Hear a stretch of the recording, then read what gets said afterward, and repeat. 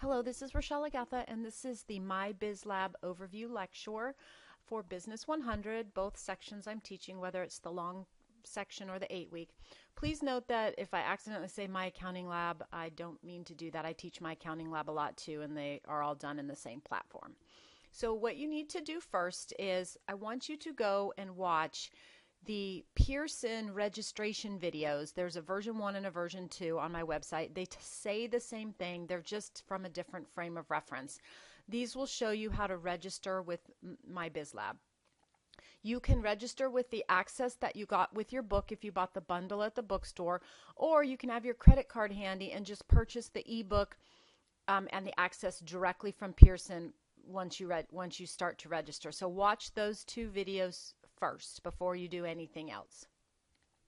Once you get registered, then when you come into your Blackboard page, you can click on the MyBizLab tab and you can go into any part of MyBizLab. Please note that you can also go to MyBizLab directly, and I don't care if you do that.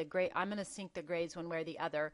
If you find you're having if Blackboard's down, you can get straight into your MyBizLab course by going to the Pearson portal. So anyway, let's just start from here. So once you're in, if you click on any of the tools, and it's a little slower, but it does bring up your actual course homepage. So I'm going to come in from here for the purpose of this video because it's going to be faster for us to watch.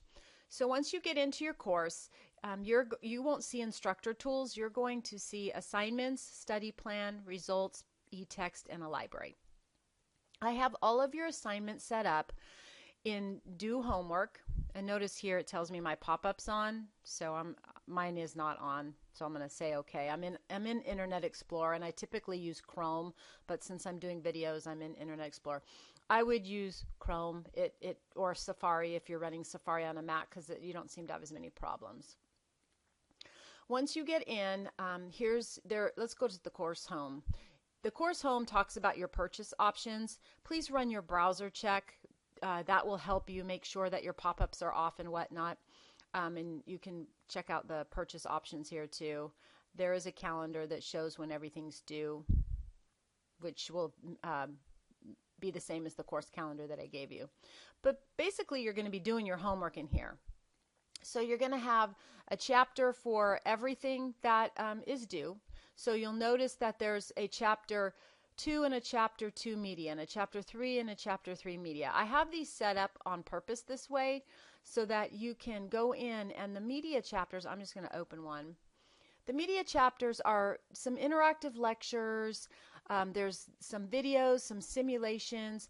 You get the points by watching them. And notice there are a decent amount of points, and this one happens to be 8 for the whole thing.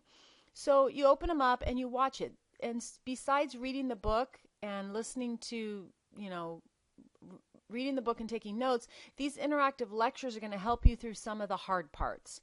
So for every single chapter, that's what you're going to do. Then when you actually do the homework, there's questions, and you're going to go into each question. I'm going to open this one up. Notice that the actual whole entire chapter 2 assignment is worth 30 points. And once you get in it, you'll see that it's 30 points. And you just go through and you can go all the way to the end. This one happens to have 20 questions. They're all multiple choice. And this book has a lot of multiple choice. So it's fairly straightforward.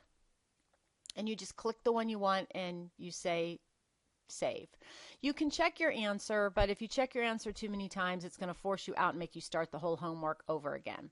You can do these assignments as many times as you want to up to the due date. So this one is due on 2/16.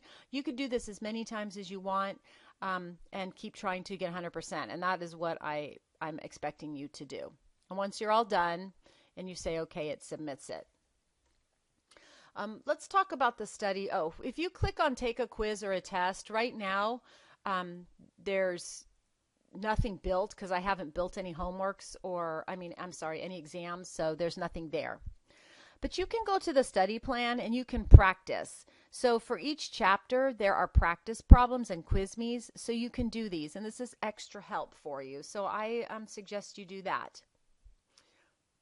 You'll see your results here for your grades for my BizLab. However, the grade book of record is Blackboard, and I sync grades after the due date. And so if you're working ahead, your work ahead stuff's going to come into Blackboard, and it'll just overwrite itself. So you don't need to email me and say, I got a 30, but my Blackboard score says 2. It's because it's syncing continuously, and as you work, it'll just bring your scores in. So we'll do a final score check at the end, so don't worry. Here's your Pearson eText, which you can click to the whole Pearson eText, or from within each homework you can click on it. The multimedia library is what I've embedded in all of your homeworks that have the media, so you don't need to worry about that. So that's what you do in MyBizLab. Let's go back real quick to here. The weekly, the PACHs, don't forget, all of your homework is either PACHs or MyBizLab, and all of the ones that are discussion board is where you're going to get the interaction with your peers. So between the multiple choice and the study and the book and the media within MyBizLab and the interaction you have in your discussion boards, it's a full class, and I hope you find it interesting. So just to recap, sorry about that, go watch the Blackboard integration registration videos, and then register, and then get started. If you have any questions, send me an email. Thank you.